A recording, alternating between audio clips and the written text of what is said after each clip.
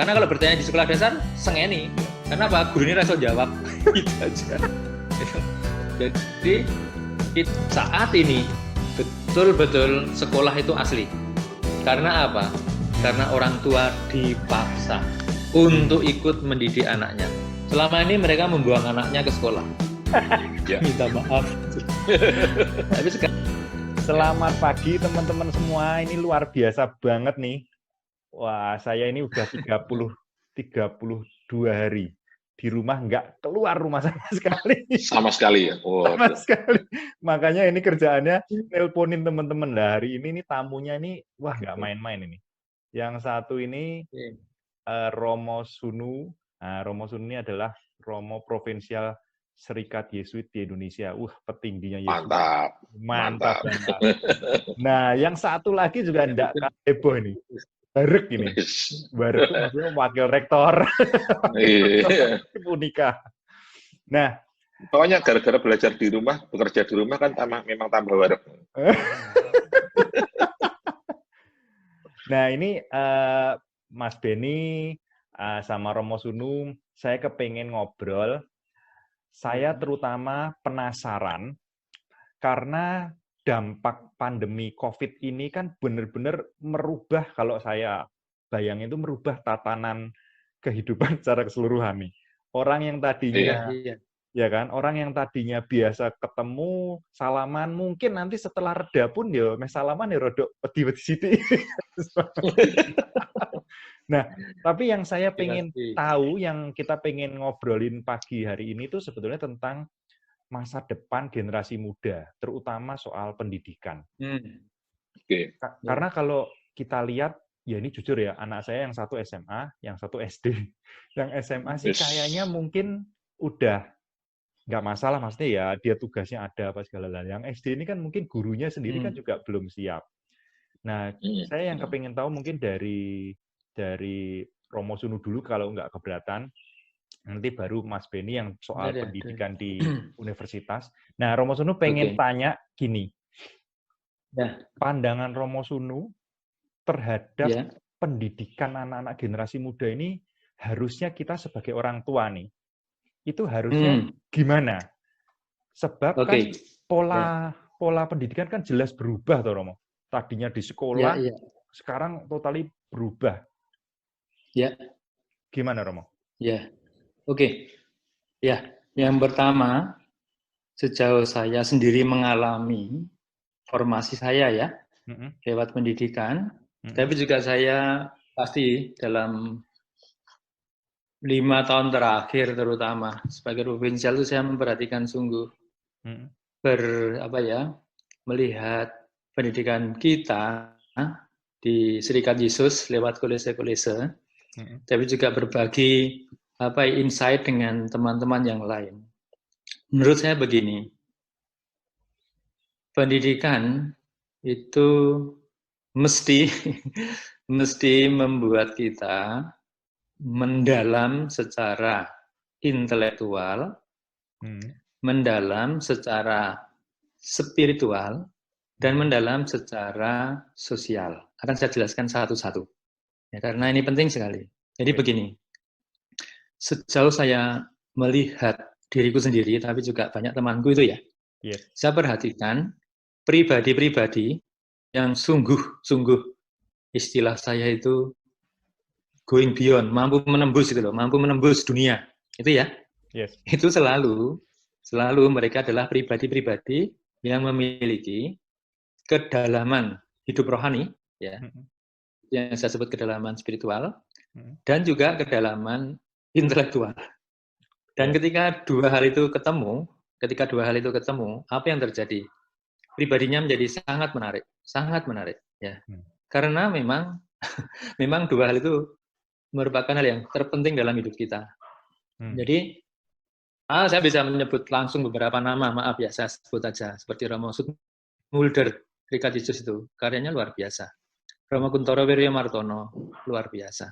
Ya, orang-orang yang punya kepribadian sangat dalam, tapi juga secara intelektual itu sangat mendalam, ya, sangat mempengaruhi dunia dengan karya-karyanya itu. Nah, ini yang sangat penting. Dan di manakah kedalaman itu akarnya di keluarga. Gitu. Kedalaman itu sumbernya di mana? Di keluarga, tidak di mana-mana. I see. Itulah sebabnya kalau saya saat pagi ini diundang untuk sharing, terutama nanti bagi pertama-tama, bagi para alumni dari sekolah-sekolah atau universitas Yesuit, dan juga bagi orang lain, ya alumni sekolah manapun, saya tegaskan, yang pertama-tama membentuk kita itu siapa? Keluarga. Itu dia. Ya. Kedalaman spiritual, ya, yang mau saya katakan itu begini, seperti sekarang, Mas Beni maupun Dion, itu siapa? Bapak keluarga. Betul. Ketika Anda menjadi bapak, ketika Anda menghayati panggilan sebagai bapak, itulah spiritualitas itu di situ sederhana itu. Jadi spiritualitas itu bukan barang asing, tapi spiritualitas itu sangat nyata. Ya, seorang ibu yang melakukan fungsinya sebagai ibu itu ada spiritualitasnya di sana, ada spiritnya. Ya, saya seorang Yesuit, saya seorang Romo. Ketika saya menjadi provinsial, saya juga menghayati ada spiritualitas sebagai provinsial di situ. Dan ketika itu saya hidup menjadi sangat sederhana dan sangat dalam. Nah, maka gagasan saya yang pertama adalah baik bagi anak-anak kita maupun juga anak-anak dari keluarga-keluarga yang lain. Apa yang paling penting untuk pendidikan? Kedalaman. Ya, kedalaman spiritual, kedalaman intelektual, dan kedalaman sosial. Itu terjadi semua. Nah, mereka ini, kalau anak-anak kita itu pelan-pelan diajari untuk bisa mendalam secara spiritual, mendalam secara intelektual, dan mendalam secara sosial, mereka pasti jadi orang berguna. Itu pasti. Ya. Mereka pasti akan going beyond. Gitu. Mereka pasti akan menjadi sahabat-sahabat yang sangat menyenangkan bagi semua orang. Dan itu apa? Itu tidak mustahil. Nah, ini dia. Maka kesempatan saat ini, kesempatan pandemi COVID ini, saya sangat optimis. Ya, kalau teman-teman bisa memanfaatkan sebaik mungkin untuk apa? Mengajak keluarga, anak-anak itu, ya, mendalam. Nah, itu dia. Nah, sampai di situ dulu. Saya masih bisa ngomong panjang, tapi sampai di situ dulu. Jadi kuncinya ada di situ. Tapi kalau yang urusan sosialnya gimana, Mo? Karena kan jujur aja kalau saya merasanya gini, anak generasi muda ini kalau chatting kayaknya lancar, bisa ketawa-tawa, tapi begitu ketemu orang kan celingus gitu. Karena mereka jarang ketemu. Lah sekarang ditambah lagi dengan semuanya harus virtual. Gimana, Mo? Ya. Menurut saya itu tetap bisa. Jadi karena begini ya, ini virtual ini realitas mereka saat ini. Saya senang dengan seorang Romo muda yang merefleksikan dunia saat ini baik offline maupun online. Ya, tidak bisa hanya satu. Ya, anak-anak kita itu saat ini untung sekali. Saya tuh merasa untung kenapa? Saat ini loh. Saya tunjukkan ya. Selama setahun ini saya tuh berusaha untuk mencoba mencari cara bagaimana anak-anak bisa menggunakan media sosial atau menggunakan gadget itu loh secara tidak keliru. Itu toh?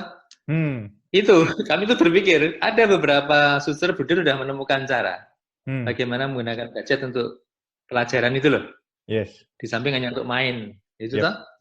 Nah, ya sekarang seluruh Indonesia menggunakan gadgetnya untuk belajar itu loh. Jadi ini sudah diselamatkan kita oleh COVID ini loh. Ya, kadang-kadang anak-anaknya lihat gadget untuk main-main, untuk lihat gambar-gambar, masih untung kalau gambarnya baik, kalau gambarnya kurang baik. Dan itu terjadi. Nah, sekarang ini gadget itu dipakai dengan cara yang untuk sesuatu yang bermutu, untuk sesuatu yang bernilai. Nah, ini kita harus berterima kasih pada COVID karena apa? Karena memaksa kita menggunakan media dengan baik. Gereja itu, Serikat Yesus atau tarekat yang lain itu prihatin sekali. Karena apa?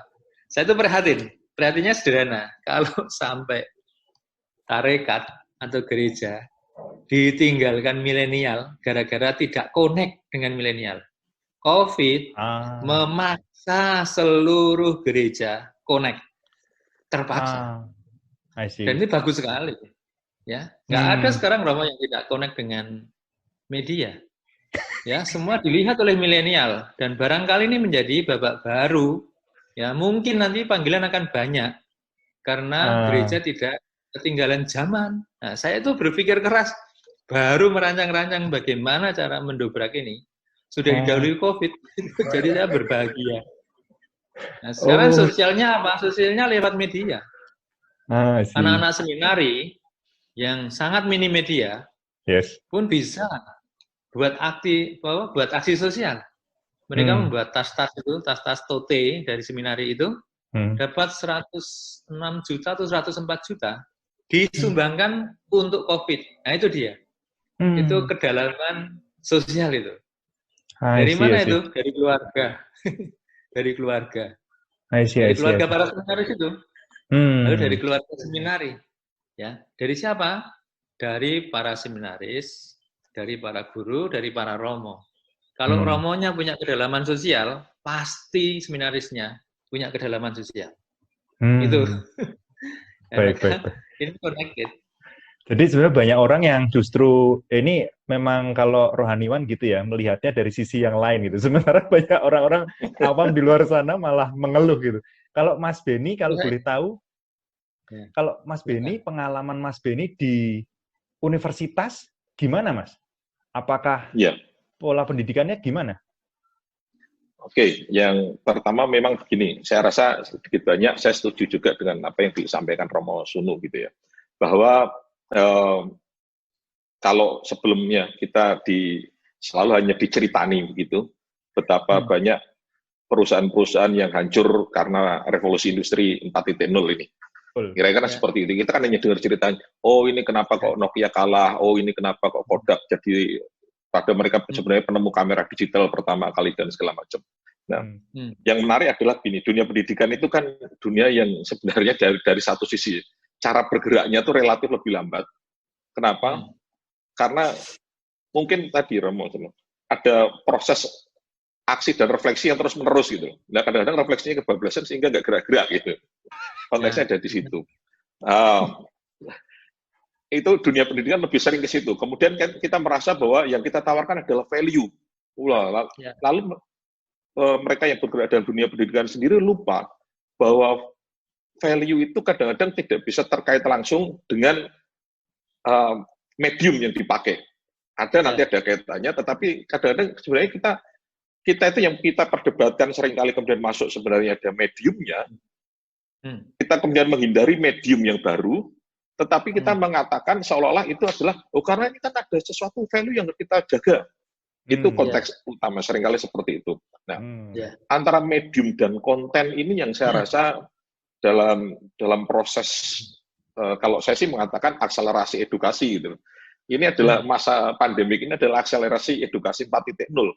Kalau Romo tadi mengatakan ada berbahagia karena ada percepatan gitu, mengkoneksikan gereja dengan kaum milenial, kami itu kan sebenarnya sudah terhubung dengan kaum milenial. Terhubung secara fisik selama ini, tetapi jangan-jangan secara otak, secara benak, secara konseptual, kami masih berbeda gitu. Ketika mereka masuk ke dalam kelas-kelas kami, kita paksakan seolah-olah itu adalah kelas yang terjadi di tahun 70-an, 80-an, 90-an. Itu. Dosennya marah ketika mahasiswanya main HP. Padahal bisa jadi sekarang mahasiswa itu ketika dia dengan jempol yang punya mata itu, tidak hanya sekedar chatting, dia bisa searching. Dia mau cross-check nih, bener nggak sih omongan dosennya itu? Dicek dengan Google, dicek dengan library, dicek dengan yang semuanya serba online. Oh ternyata dosennya agak ngawur. Nah, ini kelihatan betul justru kami rasakan. Karena kalau dari kampus kami, kebetulan kami kan sebenarnya sudah siap sejak 2012. Kami punya yang namanya Learning Management System online, tetapi dulu justru malah dibatasi penggunaannya. Kenapa? Karena aturannya. Menteri Pendidikan, Dikti terutama pada saat itu membatasi hanya boleh 30% maksimum. Tidak boleh lebih dari 30%. Nah, dulu yang 30% itu kita manfaatkan kalau dosennya misalnya sedang di luar, tidak bisa di Semarang pada saat itu, tetapi sebenarnya pada jam tersebut dia bisa. Misalnya dia tugas harus seminar di luar negeri. Seminarnya baru mulai kira-kira sebenarnya kira-kira kalau di Indonesia-nya jam 12 siang misalnya. Tetapi dia ada kuliah jam 7 pagi. Nah, dulu itu yang dimanfaatkan. Learning Management System kami dengan Cyber Unika itu yang dimanfaatkan. Nah, bedanya adalah sekarang kita dipaksa untuk secara total menggarap itu semua. Nah, ada nggak kontraksinya? Pasti ada kontraksinya. Tadi, problemnya adalah kemudian kita bedakan antara medium dan kontennya dulu gitu. Ada yang hanya sekedar melihat bahwa perubahan ini adalah perubahan medium. Tadinya bisa di kelas, sekarang dengan ya kayak seperti ini, kita lihat wajahnya tapi kan tidak lihat benar gitu ya. Istilahnya itu kan wajah yang tak tampil. Meskipun kalau secara filosofis kan selalu seperti itu, karena mata itu kan punya tipuan gitu ya. Apa yang kita lihat itu kan apa yang sebenarnya kita bayangkan kita lihat gitu, di otak kita. Nah, kita termasuk orang yang senang gaya Socrates itu kalau ngajar itu dengan banyak melempar banyak pertanyaan dan membiarkan mahasiswanya berpikir untuk menjawab sendiri gitu, dengan gaya-gaya seperti itu. Kalau di kelas biasa itu banyak yang diam. Saya nggak tahu, mungkin karena agak takut, yang muncul ada diskusi tetap ada tapi nggak terlalu banyak. Tapi begitu online, begitu yang kelihatan itu adalah wajah-wajah virtual, wah gila, ributnya setengah mati. Mereka ributnya setengah mati, aktif betul gitu. Dan kemudian yang menarik adalah begini, ketika online, kita misalnya satu kelas sudah 40 gitu ya, yang lain lagi menjawab, saya nggak tahu kan, 39 yang lain kemana, tapi tiba-tiba come up muncul dengan jawaban-jawaban yang sumbernya lebih jelas gitu, sehingga jawabannya menjadi lebih bagus. Nah, dalam konteks itu kan kemudian saya tidak bisa mengatakan bahwa kalau saya hanya menganggap ini adalah perpindahan dari medium realita ke virtual, lalu itu hanya sekedar perubahan medium, ternyata enggak gitu. Ternyata itu juga memunculkan tadi yang disebut istilah Romo Sulu kedalaman intelektual dalam konteks ini ya. Dalam konteksnya adalah itu kedalaman intelektualnya ternyata malah kecapek. Mereka mau searching sendiri, mereka aktif sendiri, jawaban-jawaban mereka bagus, pertanyaan mereka juga lebih dahsyat. Karena bisa jadi pertanyaan-pertanyaan yang mereka temukan, yaitu sambil dengerin, lihat dosennya seperti itu, generasi mereka itu kan lebih terbiasa multitasking. Lebih biasa sambil buka sekian banyak halaman gitu. Dosennya mungkin hanya buka satu halaman, mereka enggak, mereka terbiasa seperti itu. Nah, ketika mereka melakukan multitasking itu di dalam konteks kelas-kelas real biasa, dosennya seringkali marah. Kamu kok nggak perhatiin saya gitu. Lagi kayak sibuk, sehingga itu nggak perhatiin saya. Nah kalau virtual ini kan diam sama Romo Sulu kan nggak tahu tangan saya di dalam ini lagi ngapain. Maka kembali lagi lah, kalau kita bisa memanfaatkan ini dalam konteks pembelajaran gitu ya, khusus untuk pembelajaran, terutama untuk mengarah kepada knowledge tadi, ini kan memunculkan tadi bagaimana kita bisa memadukan konten dan medium ini secara lebih kreatif. Itu yang pertama catatan saya. Yang kedua, memang pandemi ini membuat dunia itu jungkir balik gitu. Jungkir balik itu artinya adalah ada gium, pendapat-pendapat yang dulu kita yakini sebagai kebenaran, sekarang kita pertanyakan lagi, benar nggak bisa seperti itu? Pertentangan misalnya tadi yang disampaikan Dion, wah ini gimana caranya ngajari mereka secara sosial gitu, antara individu sama komunitas ya. Kita jangan menjadi individualis terus tapi kebutuhan komunitas misalnya. Nah dari konteks itu antara virtual dan realita ini juga ternyata blending, mereka belajar gitu. Saya kaget ketika misalnya tiba-tiba anak saya di rumah karena masih belajar, terus dia keluar karena dia pesan makanan gitu, terus saya dengar gitu, Pak, yang satu ini buat Bapak, dikasih ke driver ojolnya itu. Saya bilang, Nak, kok melakukan gitu kenapa? Loh, ya kan memang lagi rame sih, Pi. Lebih baik kita, salah satu caranya untuk menunjukkan kepedulian kita dengan cara itu. Lah aku bisanya itu ya lumayan lah, aku cuma kehilangan 15.000 untuk bapaknya, tapi siapa tahu bapaknya senang. Artinya begini, ketika dia pada saat itu melakukan tindakan yang sangat individual, tetapi pada saat yang sama itu diinspirasi oleh tindakan komunal virtualnya dia. Nah, maka kemudian kan kembali kebutuhan untuk menafsirkan kembali, merefleksikan apa yang muncul ini, itu saya rasa menjadi lebih penting. Tetapi kalau kita sudah punya benteng, wah ini kalau virtual seperti ini nggak belajar banyak ini. Oh kalau virtual seperti ini, ya pasti nggak belajar banyak. Kalau pola pikirnya adalah pola pikir lama. Yes, betul. Konteksnya ada di situ. Tetapi kalau kita pola pikirnya open mind, oke, kalau model seperti ini, saya nggak bisa belajar dengan cara lama, tapi jangan-jangan saya bisa menemukan dengan cara yang berbeda. Nah, itu yang harus digarap tidak hanya oleh mahasiswanya atau siswanya, tapi juga kreativitas dari terutama justru malah dari guru-gurunya. Betul. Maka keluhan bahwa gara-gara online itu banyak tugas, ya karena gurunya nggak mau main gitu. Gurunya hanya bisa WA, tugas tolong bikin ini, selesai. Kumpulkan sekian, pakainya apa email. Nah, ini integrasi sama sekali. Gitu. Nah, betul. Ini saya mau tanya nih sama Romo Sunu nih. Ini jujur aja gini. Kalau saya ngamatin gini, banyak orang tua itu yang satu nggak siap, ya kan? Mungkin dia sendiri masih nggak siap dengan bisnisnya atau pekerjaannya yang tiba-tiba harus work from home. Sedangkan dia juga punya kewajiban untuk membimbing anaknya kan. Nah, sedangkan gurunya di sekolahan itu nggak semuanya ini kan kayak sorry to say kalau kita bilang di sini gadget soy. Nah, maksudnya kayak yang tadi Mas Benny ceritain bahwa gurunya udah siap dengan teknologi gadget ini. Nah, berarti kan orang tua ini kan harus secara real prakteknya gimana mau? Untuk apa ya? Dia masih bingung kerjaannya, dia harus ngurusin anaknya, didik anaknya karena anaknya mungkin dari gurunya belum siap. Gimana mau? Ya, saya setuju dengan yang diangkat Mas Benny tadi ya. Ada beberapa hal yang bagi saya sangat menarik. Yaitu misalnya tadi ya, tentang medium dan konten, atau metodologi, atau pedagoginya.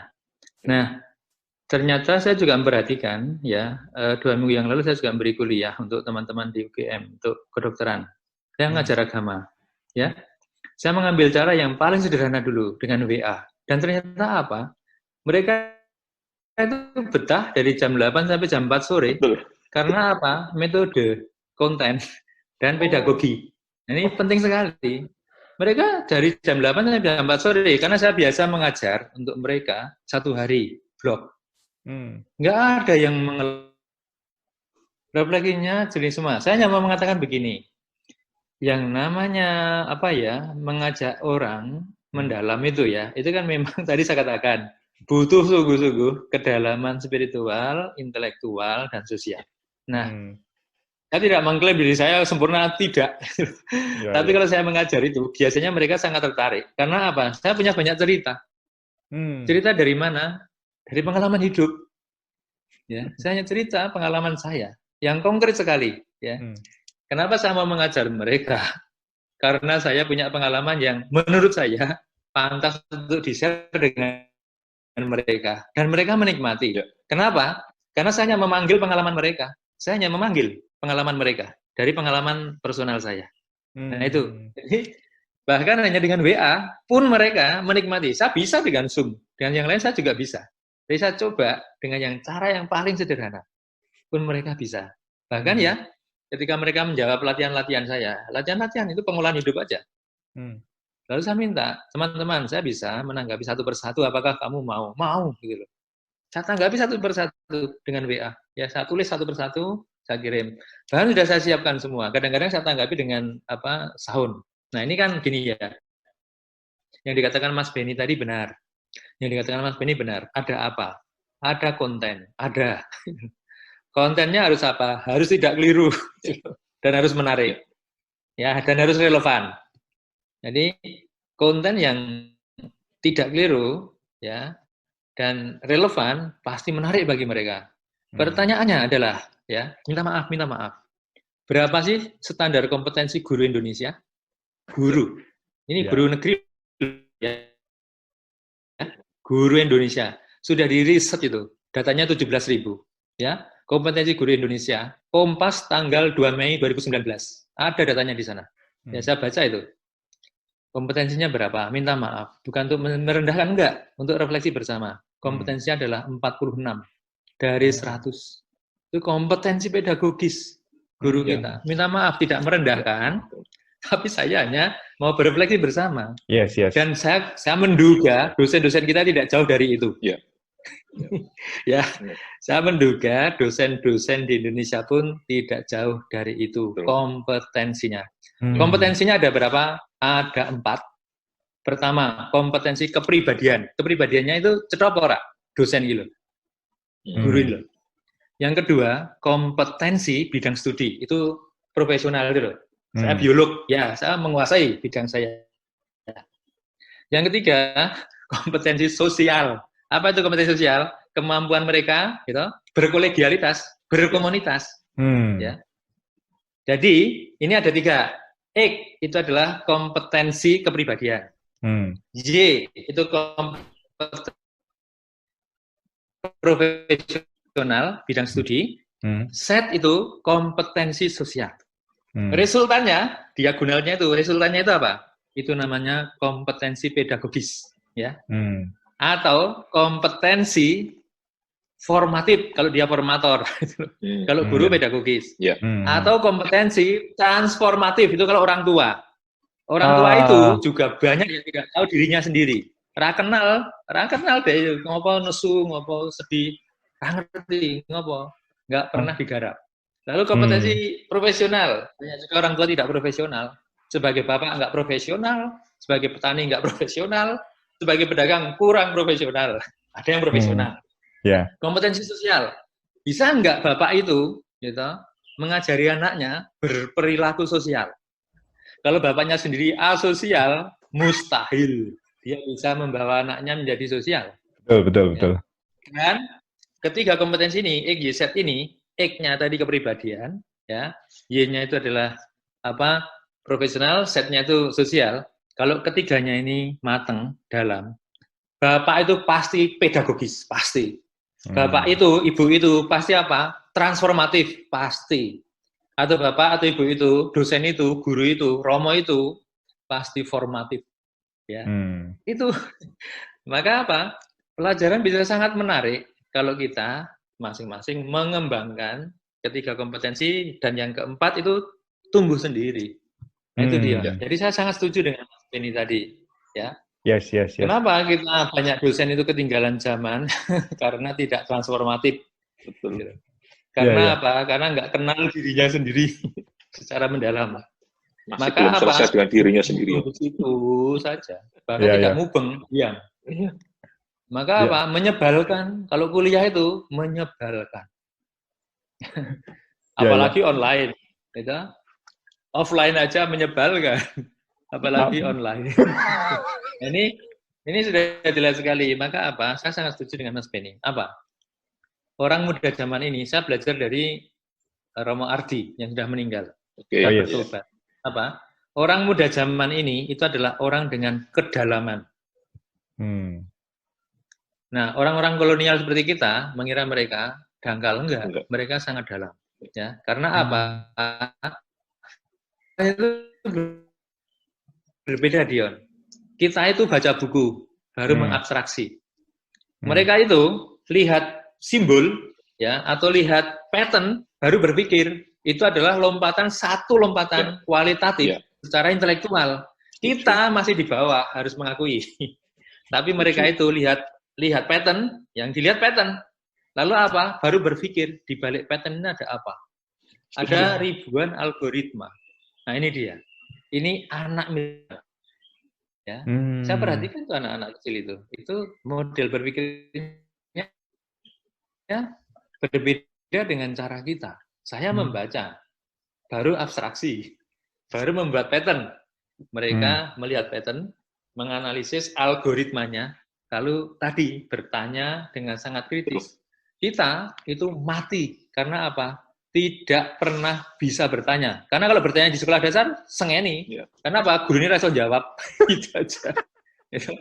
Jadi, kita itu mati kemampuan bertanyanya di mana? Di SD dan SMP. Dan SMA beberapa. Maka tadi Mas Benny benar. Ketika online, mereka bertanya dengan dahsyat. Ya, karena apa? Karena tidak takut lihat gurunya marah itu loh. Kenapa gurunya marah? Raiso jawab. Itu aja. Raiso jawab pertanyaan. Dengan kreatif. Nah, ini saya setuju. Maka apa? Tadi pertanyaan ke orang tua bagaimana? Orang tua itu dianugerahi oleh dengan banyak kedalaman yang harus digali, ya. Kedalaman apa? Personal. Kedalaman apa? Profesional. Profesional mereka itu, ya. Nyatanya bisa membesarkan anak. Saya nggak bisa. Anda bisa. Dan kedalaman apa? Sosial. Itu pasti profesional Anda. Nggak mungkin tidak. Ngancani anak sampai sebesar itu butuh profesi tentu. Tapi ini perlu digali. Lalu apa? Yang di-share-kan itu saja. Yang di-share-kan apa? Kedalaman. Ya. Pasti toh punya profesionalitas tertentu. Pasti toh punya kepribadian tertentu. Pasti toh punya kapasitas sosial tertentu. Ini yang bisa kita, kalau saya mengatakan saat ini betul-betul sekolah itu asli. Karena apa? Karena orang tua dipaksa untuk ikut mendidik anaknya. Selama ini mereka membuang anaknya ke sekolah. Minta maaf. Tapi sekarang mereka harus mendidik sendiri. Hasilnya akan kita lihat nanti 5 tahun, 10 tahun lagi. Itu apa? Itu akan menjadi gambaran konkret wajah bapak ibunya. Itu. Gambaran konkret keluarganya. Itu.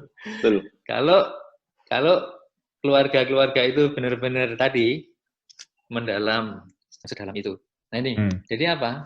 Kita harus maju bersama-sama. De Brito membuat dulu yang namanya Ignatian Formation for Parents itu menurut saya, ya, saya mengutip Pak Jenderal, itu adalah inovasi fundamental, inovasi yang sangat dalam.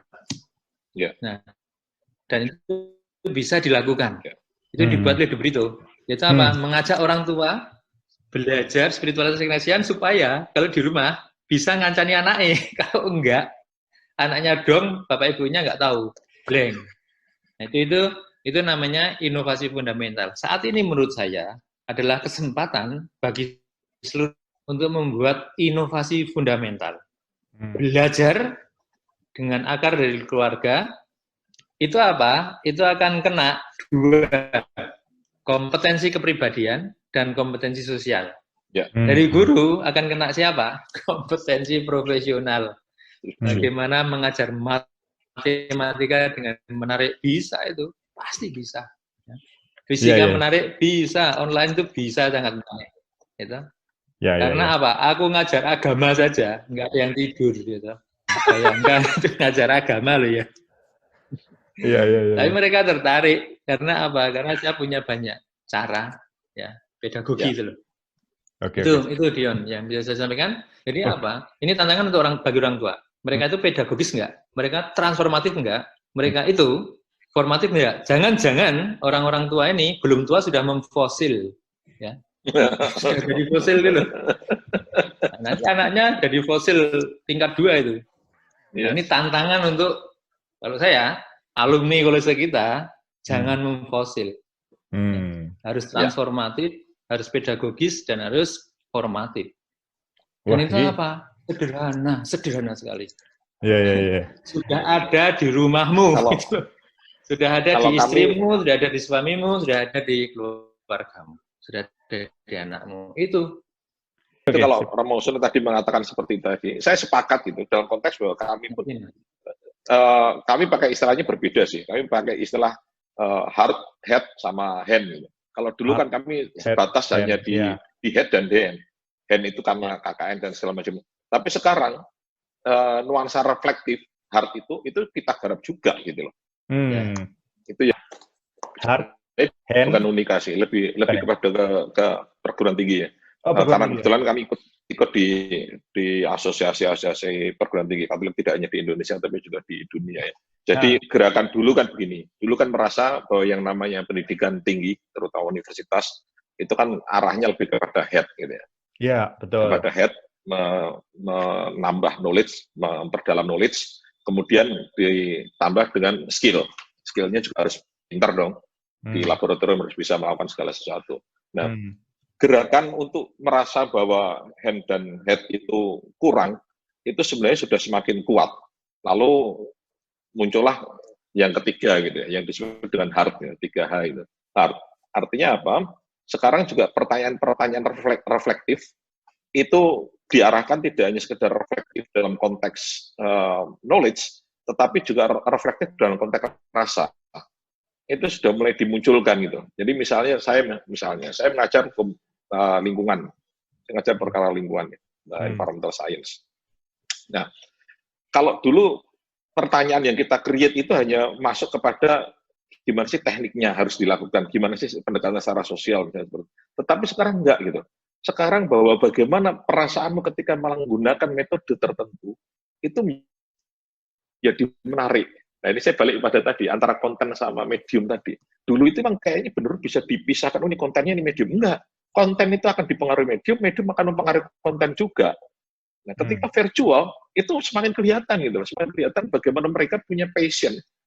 Passion mereka itu kelihatan.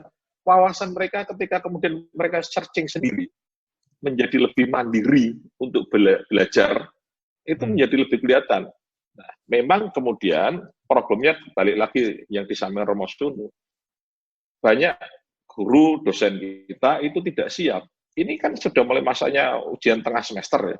Itu sudah mulai bingung yang tidak terbiasa. Yang tidak biasa membuat soal dengan metode open book. Kalau mereka biasanya soalnya gampang, bikin soalnya hanya sekedar apa yang dimaksud, itu kan gampang, sambil tidur aja bisa muncul. Itu begitu model virtual, sudah matilah mereka gitu, tewas saja. Lah kalau apa yang dimaksud itu mereka dengan searching Google tampilkan di situ, wah, lebih kaya daripada apa yang disampaikan dosennya ketika kuliah gitu loh. Tapi refleksi yang lebih mendalam, wah ini menarik gitu. Soal-soal yang biasa dengan metode open book ini menjadi apa ya? Menjadi saatnya untuk harus tampil seperti itu.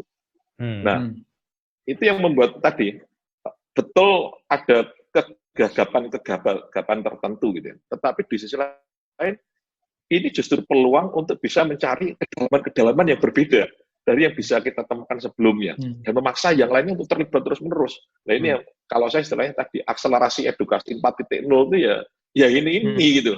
Ya. Itu kalau saya di situ kan ini. Betul. Nah, kalau Romo Sunu sendiri, kalau menurut Romo Sunu ada nggak sih sebetulnya kayak pesan nih, justru buat anak-anak muda ya, mungkin anak-anak yang sekarang ya mungkin nanti harapannya video ini bisa ditonton banyak generasi muda juga gitu ya. Apa sih pesannya Romo Sunu kalau buat mereka yang masih muda ini? Karena jujur aja gini Mo, anak saya yang kecil nih, anak saya yang gede sih, ya kayaknya malah tambah sibuk Pak, dia bilang gitu. Tapi anak saya yang kecil malah bilang gini, loh Pak, ini tuh liburan Pak, ini tuh liburan, cuman kita nggak pergi kemana-mana. Maksudnya, kira-kira kalau buat anak-anak yang istilah generasi muda lah, yang mungkin belum sadar gitu ya, itu gimana pesannya Romo Sunu? Oke, itu saya berangkat dari anak tadi ya. Ini kan libur ya. Libur itu kan bahasa yang cukup apa ya, asik itu kan rekreasi. Ini recreate ya. Jadi kesempatan ini sungguh-sungguh libur, dan untuk apa? Untuk recreate, menciptakan kembali ya. Dan itu anak-anak punya itu. Yang paling mampu menciptakan itu adalah anak-anak. Menciptakan apa yang diciptakan tadi itu loh. Menciptakan apa? Tangan ini harus sungguh-sungguh terampil ya. Nyuci piring, sederhana sekali. Nyuci baju, menyetrika baju, dan itu apa? Lihat itu Steve Jobs itu atau Bill Gates itu tangannya canggih ya. Hand tadi loh Mas. Hand itu canggih sekali. Dan apa? Saya mau mengatakan ya, tangan saya ini Mas, tangan saya ini loh. Ya. Saya itu bisa main biola, saya bisa. Saya bisa main apa? Flute saya bisa. Piano saya bisa. Ya. Karena apa? Karena tangan saya latih sejak kecil, sungguh-sungguh. Dan semuanya latihan sendiri. Nggak ada yang kursus. Ya. Dan apa? Dan tangan saya ini juga bisa nanam. Saat ini ya, di tembok saya itu banyak tomat itu. Sana itu. Ya. Itu saya riset terus. Saya riset itu, tiap hari saya riset. Ya. Dengan apa? Macam-macam cara. Ya. Nanam tomat. Ini saya riset ini. Kalau saya tanam di air bagaimana? Kalau saya tanam di apa? Di kantong kecil ya. Itu saya tunjukkan aja, tunjukkan. Ya. Saya riset ini, lihat ini. Ini tomat dengan tanah sebesar cangkir, ya, tumbuh bagus. Wah ini saya kaget, kurang ajar. Berarti tanahnya cukup segitu, ya. Dan di sini sudah ada apa? Mikronutriennya lengkap. Saya tinggal ngasih air terus. Saya akan lihat nanti sampai seberapa jauh dia mampu berbuah dengan tanah yang hanya 50 ya Ya. Atau sekitar 100, nggak ada 100 ya, 75 cc. Ya. 75 cc, Nih. ya. Dan apa? Ini ada penyakit-penyakit di sini yang saya treatment. Saya treatment ini. Ini di kamar saya, di kamar provinsial. Ini apa? Ini terong. Ya, saya juga riset ini. Saya perhatikan kenapa kok daunnya rusak kayak gitu. Nah, ini apa? Ini kesempatan untuk recreate. Ya. Untuk mencipta ulang. Apa yang mau dicipta? Kecerdasan. Yang mau diciptakan apa? Kecerdasan intelektual yang menembus tembok itu loh, yang menembus atap. Ya. Dan kecerdasan apa? Kecerdasan sosial. Ini akan saya bagikan. Nanti kalau saya ketemu riset-riset ini akan saya share dengan banyak orang. Ya. Dan kecerdasan apa? Kecerdasan, ya, kepribadian. Saya tahu persis, saya itu periset. Maka apa? Itu saya kasih umpan itu. Ya. Kalau saya mendownload apa? Saya download tentang jurnal COVID-19. Saya nggak doyan hoax itu, saya nggak doyan. Ya. Saya baca sendiri jurnal-jurnal sehingga nanti saya bisa omong kepala saya itu tidak ada sampahnya, ya, yang adalah hoax. Nggak doyan saya. Nah, betul. Ini untuk anak-anak kita ini apa? Betul, ini adalah kesempatan rekreasi. Itu apa? Ya. Menciptakan kembali kedalaman intelektual dari rumah, dari keluarga. Menciptakan lagi kedalaman sosial dari rumah. Menciptakan lagi kedalaman, gitu, personal, kepribadian juga dari rumah. Gitu. Jadi ini belajar seperti ini. Saya sibuk sekali. Saya memberi waktu, ya. Saya tunjukkan satu lagi. Ya. Ini saya memotong tomat, ya. Saya potong tomat hanya satu ruas, saya taruh di air dan tumbuh semua. Ya. Karena apa? Ini adalah cloning paling sederhana. Cloning itu adalah klonos itu adalah apa? Dahan. Jadi saya sudah punya cara sekarang. Kalau saya punya satu pohon tomat yang bagus, pohon tomat yang bermutu, itu akan saya tahan di kamar saya. Saya cloning dengan cara yang sangat sederhana. Untuk apa? Supaya saya punya pohon tomat yang canggih gitu loh. Nah ini saya sudah menemukan caranya, gampang sekali. Gampang sekali. Ya. Dan ini bisa saya bagikan. Jadi kalau nanti saya sudah punya ketemu satu pohon tomat cherry, tomat yang kuning dan merah, yang bagus, itu yang akan saya pertahankan menjadi indukan, yang tidak akan pernah mati. Yang dipotong, taruh air, tumbuh, potong, tumbuh, nanti tinggal bawa keluar, sudah tumbuh seperti aslinya. Nah ini saya katakan, canggih ya. Di rumah itu ada banyak kesempatan itu menjadi apa? Kreatif. Kalau mereka kehabisan akal itu berarti nggak kreatif. Masih muda sudah jadi fosil itu. Sayang sekali gitu. Masih muda jangan jadi fosil. Kalau Anda masih SMP, riset. Nanam, ngukur itu. Riset fisika juga banyak. Buka Brian Koch. Brian Koch itu bagus sekali, ya. Ahli fisika materi. Saya membaca bukunya. Saya mendownload YouTube-nya luar biasa. Brian Koch. Brian Koch tercerdas saat ini.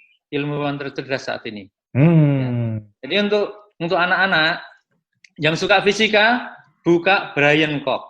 Yang suka fisika. Yes. Gitu? Kalau yang suka biologi, ada banyak. Ya. Saat ini sedang berjalan. Betul. Ya. Bumi yang memperbaiki dirinya sendiri. Sedang terjadi. Semarang ini dingin sekarang. Canggih gitu. Ya. Kalau anak-anak mau belajar, ukur temperaturnya tiap hari. Gitu loh. Ukur jarak pandang. Lihat aja. Itu bisa semua. Itu klimatolog. Jadi ahli klimatologi nanti. Romo Bayu Serikat Yesus saat ini sedang bergabung dengan sekitar 20 ilmuwan. Sedang mempelajari. Karena dia ahli klimatologi. Canggih. Risetnya sedang merancang bersama sekitar 2 ahli matematika untuk melihat pergerakan COVID ini loh. Dan nanti mereka akan mendapatkan modelnya. Wah, menarik. Menarik ya. Ini tantangan untuk anak-anak kita. Menarik, karena saya lagi baca studinya Club of Rome, Romo. Ya? Saya lagi baca studinya Club of Rome untuk yang pandemi ini. Ini juga menarik itu. Gagasan-gagasannya di Club of Rome juga menarik. Ya, tapi kembali benar saya yang disampaikan Romo gitu. Kalau kita terlalu banyak baca yang sifatnya hoax, wah, muntah kita dengan COVID itu. Tapi kalau kita masuk ke dalam studi-studi yang lebih serius, itu secara ilmiah menarik, betul. Asik. Saya membukai YouTube yang sangat bagus dari apa ya? Ada YouTube jurnal itu ada semua. Ya. Maka nah ini contoh Mas Dion. Dan kembali lagi untuk anak-anak. Recreate, yes. Kita akan kembali dunia baru. Ya, saat ini dunia sudah menderita panjang. Kita harus menemukan cara-cara baru berkaitan dengan atau berhubungan dengan dunia. Caranya banyak sekali. Fisika masuk, kimia masuk. Kimia banyak sekali yang bisa dipelajari saat ini. Ya, matematika masuk, sosial masuk, sastra pun masuk. Ya, jadi ini bagi teman-teman yang apa ya, yang muda, pesan saya sederhana: be kreatif. Jangan jadi fosil sebelum kreatif. Karena kalau nggak kreatif, semua memfosil dengan itu, HP bisa membuat jadi fosil itu. Iya, betul. Nanti yang memfosil duluan tangannya itu loh, hanya gitu terus. Kurang kreatif. Ya, saya bisa main alat musik macam-macam tadi, sungguh-sungguh, ya. Karena apa? Karena tadi Mas Beni bilang hand, ya. Ini kontemplasi. Head. Kalau handnya itu maju, Mas. Head-nya itu jalan cepat sekali, Mas. Karena imajinatif. Ya, main itu loh, main piano, main flute itu, saya bayangkan imajinasi itu. Tapi ini juga sama dengan imajinatifnya, dengan nanam tomat ini sama. Iya, betul. Ya, karena meng-create something di sini. Ya, lalu heart-nya itu, saya punya hati. Untuk siapa? Untuk tomat, untuk terong. Untuk teman-temanku, saya sedang berpikir bagaimana membantu petani supaya mereka nanti bisa bertani dengan sangat gampang. Yes. Lalu nanti ada waktu datang aja ke Provinsi Alat, ada riset banyak di sana. Siap, mau. Mas Beni mau tanya nih, Mas Beni. Mas Beni ini pengajar ini kan ngajarin mahasiswa banyak. Nah, Mas Beni sebagai orang tua ngajarin anaknya sendiri piye ini, Mas? Dalam posisi saat ini kan. Dengan percepatan. Kalau saya kembali lagi, kadang-kadang begini. Kadang-kadang ketika kita sudah mulai pada tahapan tertentu itu kan kita harus mengakui kita nggak bisa catch up di dalam konten. Yes. Apalagi kalau misalnya tiba-tiba anak saya yang satu teknik kimia, wah saya sudah beyond lah, itu beyond my knowledge. Tetapi pertanyaan adalah gini, kita sekarang merubah gitu. Kami kebetulan di rumah punya meja besar gitu. Tadinya saya kalau kerja, itu saya kerja di dalam ruangan saya punya ruangan di rumah juga untuk kerja. Yang ketika masa ini, saya balik, saya kerjanya di meja besar itu. Nah, ketika saya kerja di meja besar, yang menarik adalah bahwa kemudian anak-anak juga kerja di situ. Mereka tidak kerja di kamarnya masing-masing. Mereka masing punya kamar, punya meja belajar dia. Ya, mereka kerja di situ. Nah, ketika kita kemudian kerja di situ, melihat orang tuanya bekerja, lihat kakaknya juga belajar serius gitu ya. Apalagi yang satu kan harus pulang dari Belanda dan tetap harus terkoneksi dengan Belanda misalnya. Itu semuanya kan menjadi kayak punya komunitas yang saling menyemangati itu. Kita tidak tahu kontennya masing-masing, tetapi kita mengeluarkan semangat, oh yuk kita digging something, yuk kita belajar sesuatu dari layar yang sama, dari ini terus ngobrol bareng, makan bareng, begitu agak suntuk bareng kita bisa kesempatan untuk ngobrol biasa yang tadinya hanya ngobrol misalnya pada saat makan. Sekarang relatif hampir setiap saat kita bisa ngobrol dan kemudian materi obrolan juga luar biasa. Nah, pada titik itulah saya rasa diskusi dialog kita itu tadi kalau mau dianggap sebagai kemudian kita mentransformasikan value kita, itu bisa terjaga juga gitu. Tanpa harus memotong mereka dari dunia milenialnya gitu. Kalau saya pengalaman saya seperti itu, karena mungkin saya senang karena anak-anak saya udah agak besar ya, sehingga artinya bisa diajak dialog dan seperti itu gitu. Tapi saya rasa kalau kecil pun juga sama. Kalau kita bisa bermain secara fisikal lebih dekat, itu juga menarik juga gitu. Ya, saya sih jujur aja karena nggak pernah keluar dari rumah, saya masak kan sesekali masak kalau lagi bosan ya beli Grab ya anak saya yang kecil ya saya ajak masak. Walaupun bahan makanan yang berbeda-beda rasanya ujung-ujungnya sama juga karena bumbunya sama. Tapi itu penting. Dion, itu penting sekali Dion. Saya memberi catatan itu ya. Jadi masak itu adalah keterampilan, ya. Itu tiga-tiganya kena itu. Ya, tangannya jalan, kepalanya imajinasi, itu kontemplasi ya. Kalau kita mau masak nasi goreng itu butuh kontemplasi, ya imajinasi itu loh. Ya, dan apa? Dan kehendak. Jadi nalar, rasa dan kehendak itu jalan semua. Dan itu penting sekali. Masak itu adalah aktivitas yang paling bagus. Ya, itu sosial sekali. Sosial sekali, tapi juga cerdas sekali. Ya, tapi juga itu sangat afektif. Itu. Nah, ini contoh bagus. Jadi masak, masaknya bisa macam-macam, rasanya juga bisa macam-macam, nggak masalah. Tapi itu namanya recreate, menciptakan ulang kekayaan keluarga yang selama ini hilang. Iya betul. Selama ini hilang itu. Romo nih saya mau tanya nih. Saya merasa gini. Dengan kejadian ini itu sebetulnya saya melihat bahwa orang itu disadarkan, manusia itu disadarkan bahwa kalau selama ini mereka hanya mengejar karir, mengejar uang terus-menerus, ternyata ujung-ujungnya hidup itu sendiri itu sebetulnya sederhana loh ya. Asal kita tuh bisa menjalani hidup ini dengan baik, ya kan? Oh, kita bisa mensyukuri, kita masih bisa makan. Itu tuh sebenarnya hidup ini kan sebenarnya sederhana gitu. Nah, kalau menurut Romo Sunu gimana sih sebetulnya? Apa pelajaran ini betul apa enggak sih? Begini ya. Iya, begini. Saya biasa memberi materi-materi untuk yang namanya ekopastoral, ekologi pastoral. Itu dari kata oikos itu rumah, logos itu nalar. Ya. Jadi ekologi itu sesungguhnya mengenai nalarnya rumahku gitu loh. Rumahku itu nalar apa enggak? Gitu loh. Terlalu banyak rumah tidak nalar, terlalu banyak rumah tidak nalar. Ya, contohnya apa? Belanja terlalu banyak. Itu AC nyala terus padahal nggak perlu. Lampu tidak yang efektif. Jendela dan sebagainya. Maka ekologi itu hanyalah logosnya rumah kita. Saat ini kita dipaksa untuk menjadi sedikit lebih nalar dengan rumah kita itu loh. Nah, dan apa? Buktinya itu banyak sekali, Dion dan Mas Benny. Bahwa apa? Semakin makhluk hidup sederhana, semakin dia mampu bertahan atau resiliennya besar sekali menghadapi kesulitan-kesulitan seperti ini loh. Ya. Itu kita pun sama. Semakin kita tuh sederhana. Sederhana itu apa? Paham tentang diriku, paham tentang profesiku, paham tentang sosialku. Itu sederhana. Yang nggak paham itu menjadi tidak sederhana. Makanya apa? Gampang marah, gampang kacau, gampang ngerumpi itu hanya penanda tidak sederhana. Terlalu kompleks. Hidupnya itu sebenarnya sederhana, dibuat kompleks. Ya, dibuat kacau, dibuat susah. Maka cepat mati. Pasti itu. Itu pasti. Jadi kalau mau hidup panjang itu jadilah sederhana. Nah, begini. Bumi ini, Brian Cox itu mencoba mencari the nature of the law of the nature.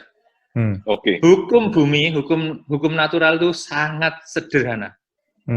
Sangat sederhana. Ya, antara lain apa? Virus ini sangat sederhana. Dan virus ini apa? Saya memandang sebagai ilmuwan loh ya. Ini hanya bagian dari evolusi akal abadi. Akal abadi itu apa? Ya ini akal semesta ini. Kita kaget sungguh-sungguh karena apa? Nggak menduga bahwa COVID ini akan begitu tepat dengan reseptor manusia itu loh. Dan itu apa? Betul. This is very simple. What is it? Ini adalah akal abadi. Jadi alam ini loh. Itu apa? Ekspresi gen. Ya, saya tahu persis. Ya, ekspresi gen yang persis itu dengan situasi zaman ini. Kita kaget semua, kedodoran semua. Ya nggak apa-apa. Tapi saya yakin ini akan mengubah banyak dari cara kita menjadi manusia. Ya. Karena apa? Teman-teman, anak-anak nggak akan mati dengan virus ini. Mereka akan punya daya survival luar biasa. Tapi juga nggak boleh, yang akan mati adalah orang-orang tua. Karena berat sekali nih. Severe sungguh. terhadap orang-orang seperti kita. Ini kita harus hati-hati karena ini benar-benar kalau kita kena langsung menderita. Tapi maksud saya kembali ya, ini apa sesungguhnya? Kalau orang tidak mau menyebut Allah, boleh, nggak masalah. Ini adalah akal abadi, ya. Kecerdasan alam sendiri, gitu. Apa? Berevolusi. Dan ini hanya apa? Ini hanya evolusi dari coronavirus 1 menjadi coronavirus 2, yang kebetulan sangat menyusahkan manusia saat ini. Ya. Dan akan apa? Akan berevolusi terus. Dan akan apa? Berekspresi terus. Maka ada banyak teori yang nggak percaya saya. Karena apa? Bukan itu. Teori apa konspirasi itu loh. Itu hanya orang kurang gawean. Yang membuat dirinya sendiri susah, itu cepat mati yang kayak gitu. Iya. Karena didali kepala dengan sampah gitu loh. Lebih baik apa? Lebih baik kita buat yang sederhana-sederhana saja. Karena kita memang perlu tindakan-tindakan yang sederhana. Itu. Jadi kalau dari metafisika, yaitu apa? Tentang akal abadi ini proses. Saya katakan, akhirnya dunia harus berhenti sebentar. Mudah-mudahan nanti setelah ini kita itu belajar menjadi manusia baru. Yang lebih cerdas sungguh-sungguh. Ya, cerdas secara sosial, cerdas secara spiritual, cerdas secara intelektual. Ya, akhirnya itu nanti apa perhatian pada dunia ini gendeng kok. Sejak tahun 2007 saya sudah mengikuti. Ya, semua pemimpin negara gagal menandatangani menurunkan emisi karbon. Kenapa? Saya tahu alasannya. Alasannya sederhana.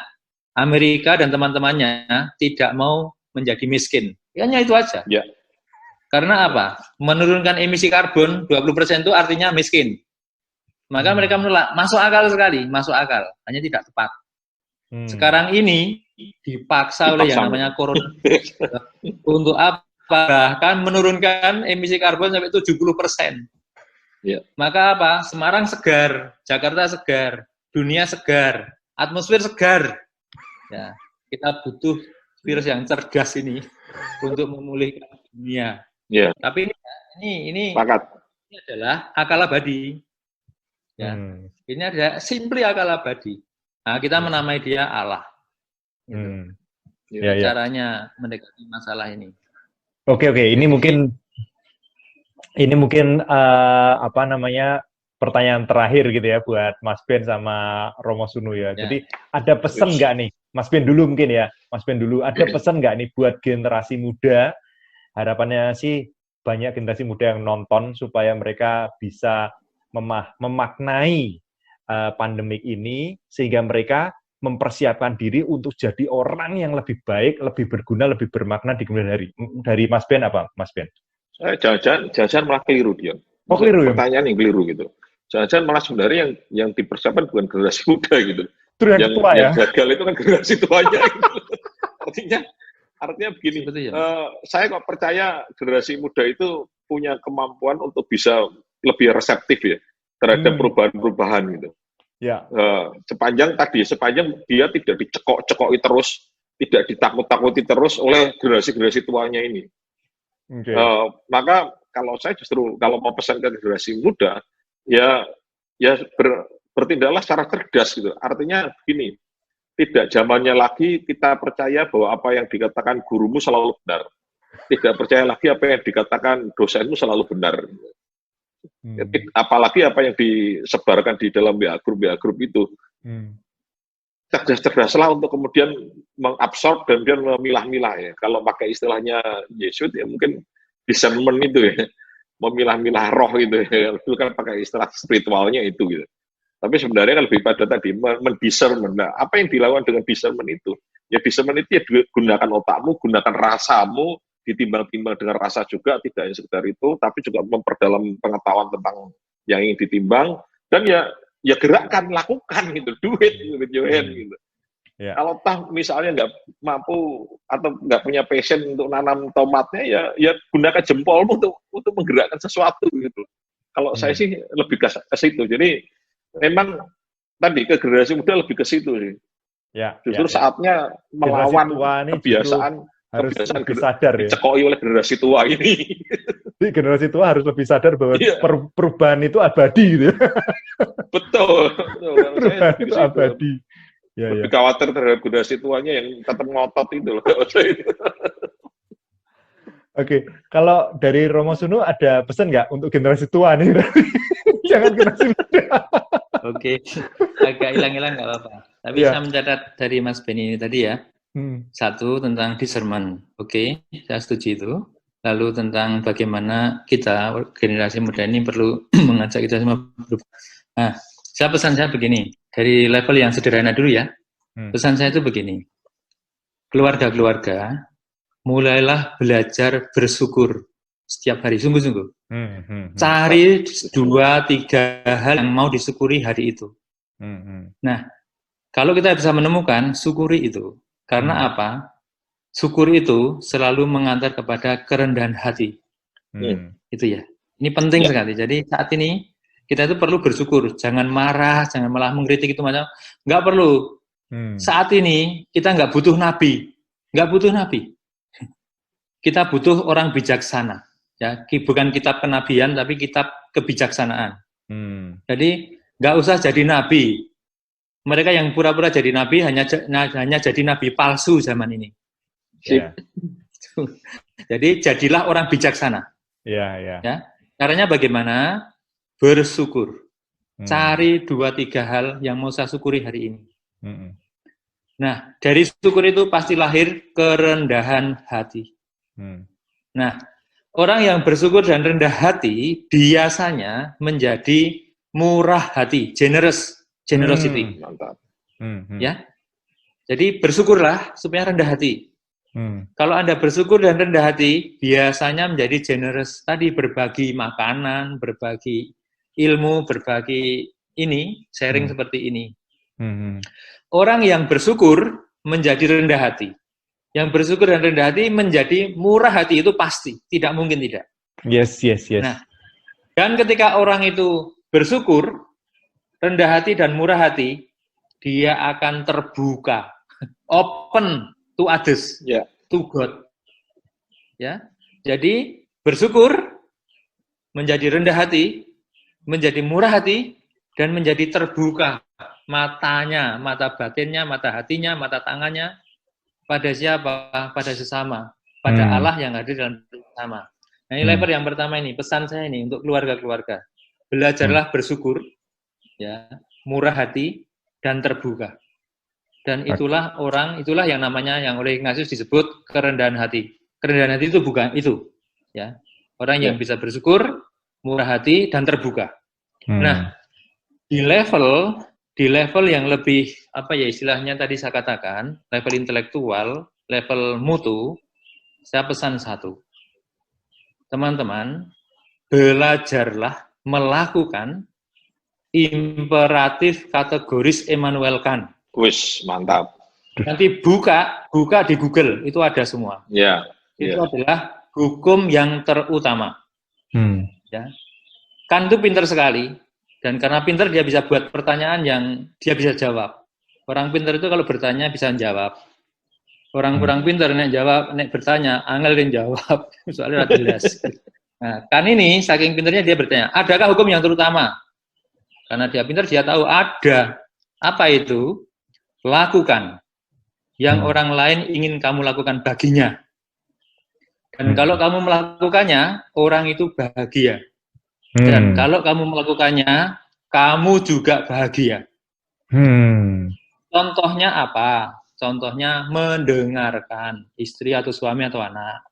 Contohnya apa? Menghargai tetangga, teman, pendapat orang lain. Contohnya apa? Memaafkan juga. Jadi semua yang diajarkan oleh Yesus itu adalah hukum yang terutama. Yaitu apa? Cintailah sesamamu seperti dirimu sendiri. Seperti itu ya. Tapi buka aja di Google ya. Jadi pesan pertama tadi, syukur untuk murah hati, generous ya, murah hati, dan apa? Terbuka. Pesan kedua, kalau Anda ingin keluarga Anda bermutu, kalau Anda ingin anakmu bermutu, cucumu bermutu, lakukan imperatif kategoris Immanuel Kant. Itu aja ukurannya. Orang ateis boleh, orang Islam, Katolik, Hindu, Buddha sama. Karena ini adalah hukum universal law. Siap. Wah, luar biasa. Lalu yang ketiga, Yang ketiga, yang terakhir adalah jadilah kreatif. Ciptakan kembali bumi yang baru, ciptakan kembali keluarga yang baru, ciptakan kembali sekolah yang baru, ciptakan kembali cita-cita yang baru. Ya, kalau saya mau pesan, luar biasa. Universal Apostolik dari Pater Jenderal itu jelas. Ya, kita dipanggil untuk apa? Merawat bumi. Kita dipanggil untuk apa? Berjalan bersama orang muda, membangun masa depan penuh harapan. Kita dipanggil untuk apa? Berjalan dengan mereka yang paling tersingkir. Nah, COVID ini banyak korban tersingkir, kita harus membantu mereka. Harus. Itu. Karena apa? Itu imperatif kategori Immanuel Kant. Yes. Yang terakhir apa? Dengan cara itu, kita menunjukkan bahwa akal abadi itu ada.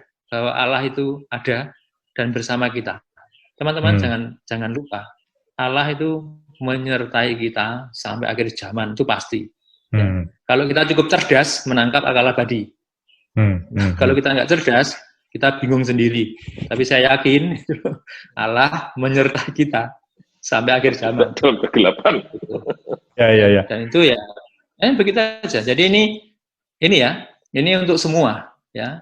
Yes. Mereka yang mengecap dirinya ateis boleh, nggak apa-apa. Ateis boleh asal bermutu, gitu loh.